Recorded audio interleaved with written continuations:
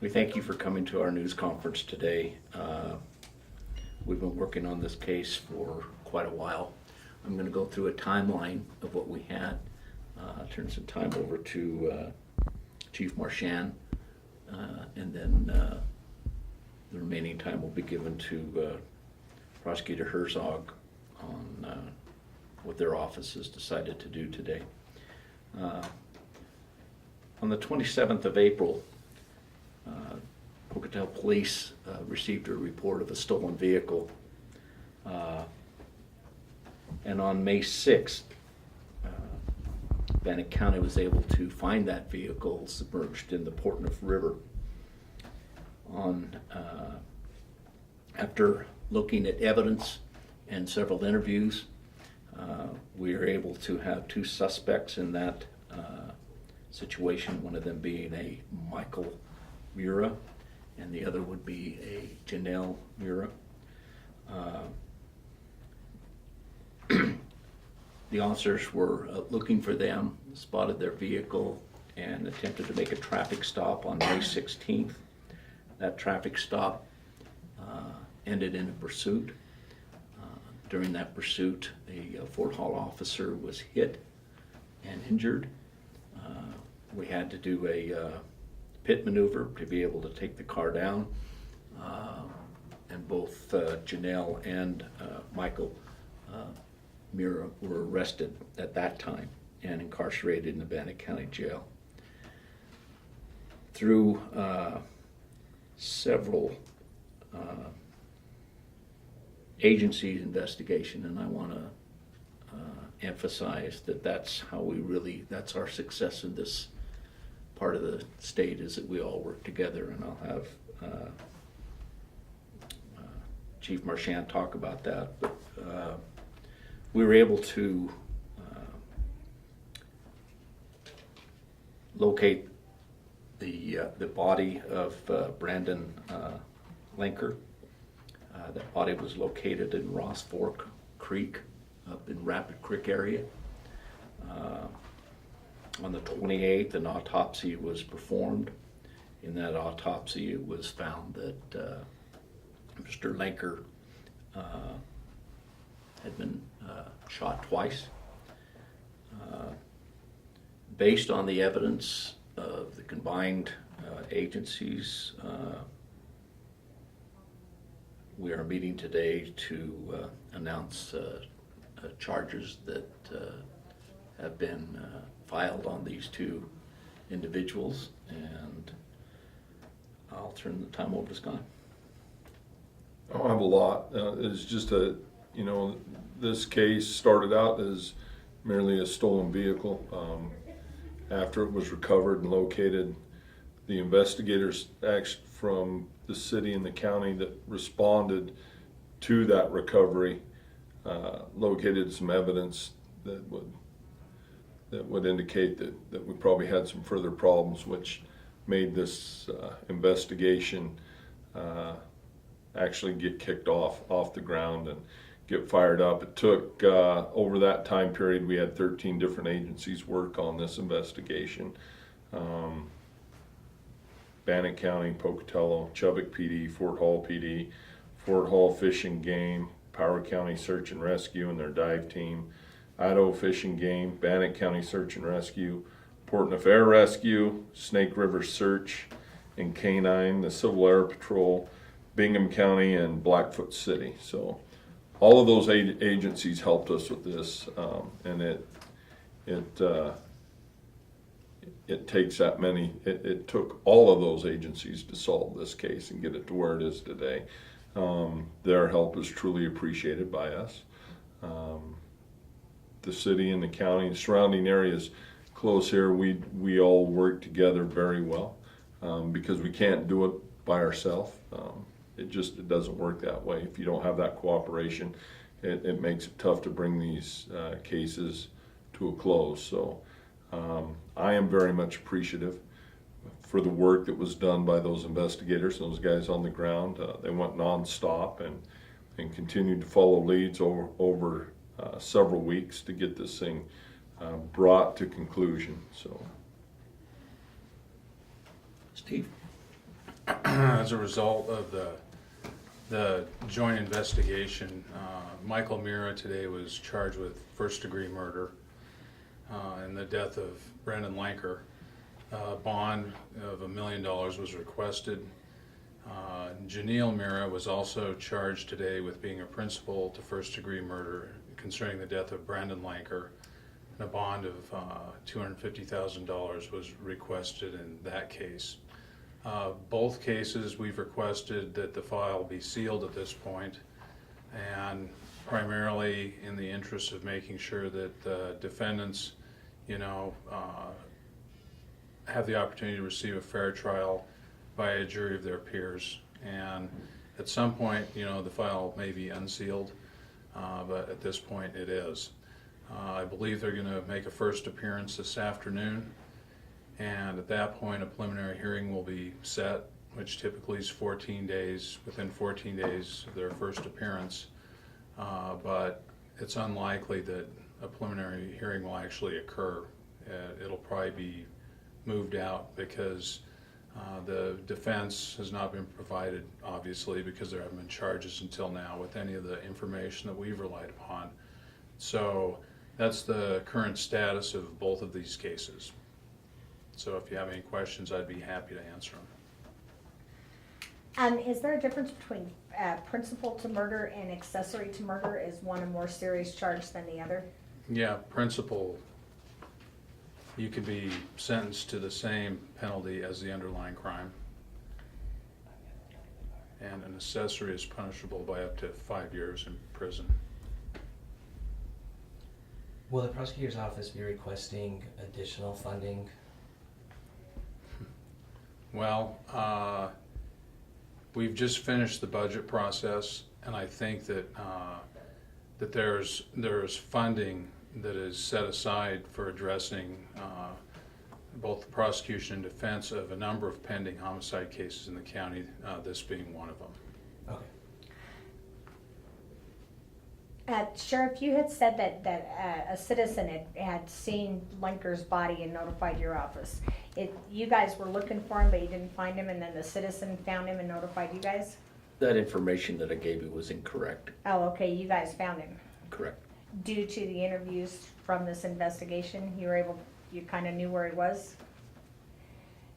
From interviews from this investigation, you were able to locate him? Based on the evidence that we had received, that Okay. we knew the general area, yes.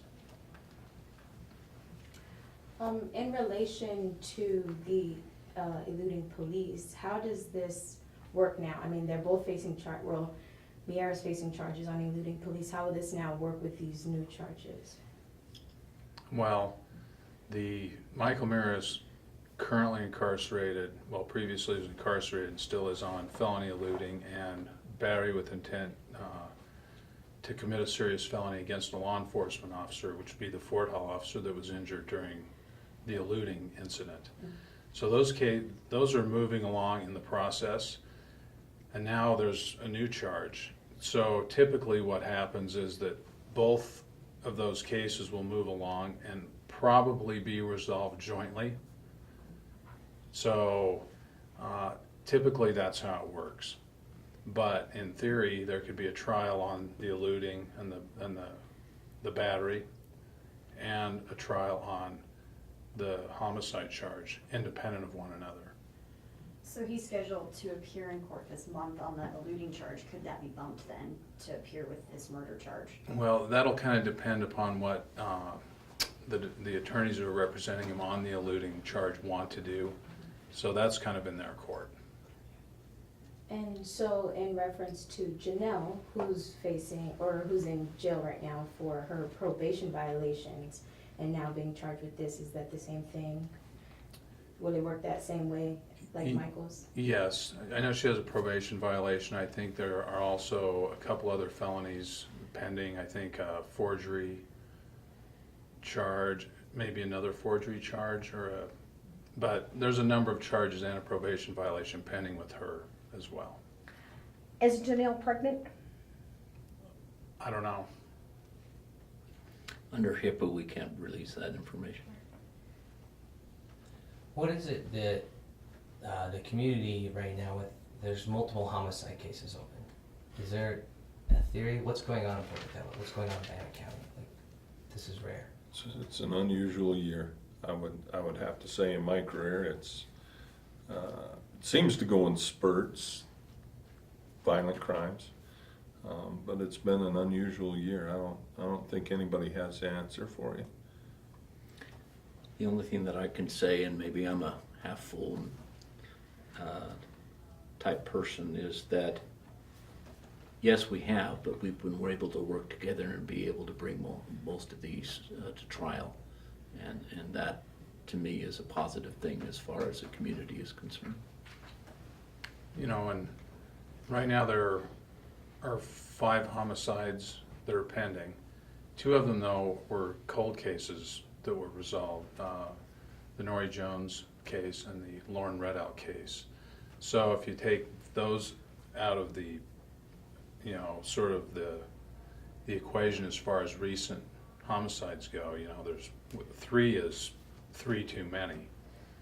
But I don't know. Mr. Director, are you going to be the lead prosecutor on all 5 of these? No, Okay. no.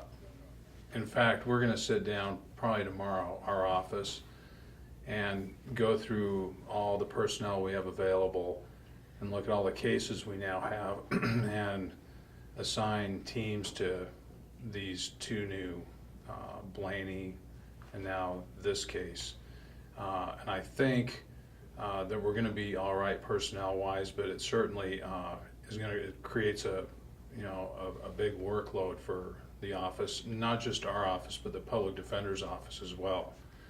You know, has to deal with the amount of work that goes into this type of prosecution and defense.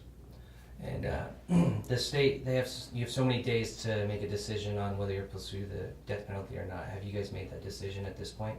No. Okay. We have 60 days after the arraignment in district court. So until there's a preliminary hearing and they're bound over, or a waiver of the preliminary hearing, the clock doesn't start running. So Are the defendants able to communicate with each other at all since they've been in jail via mail, telephone, no No. communication? No, they're not. Okay. How have they both been cooperating with you guys in regards to this investigation? well, I don't want to comment on whether they've been cooperative or not. I can tell you that they have talked to law enforcement, but that's about it. Do you have a motive at this point for the shooting, the killing? No.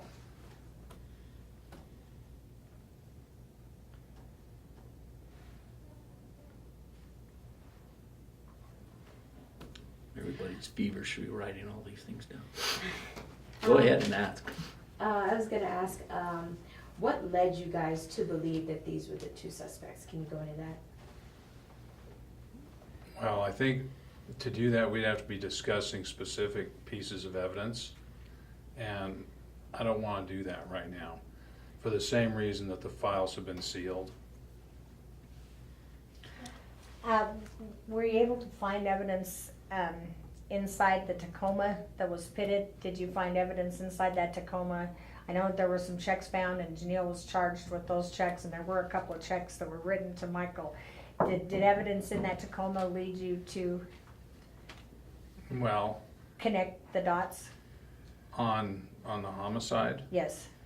I'm not going to comment. I would agree with you that there was evidence of unrelated crimes involving check forgery, but I'm not going to comment on whether there was anything beyond that. The blue duffel bag didn't come from the stolen Lenker vehicle? I'm not familiar with Okay. the blue duffel bag. All right.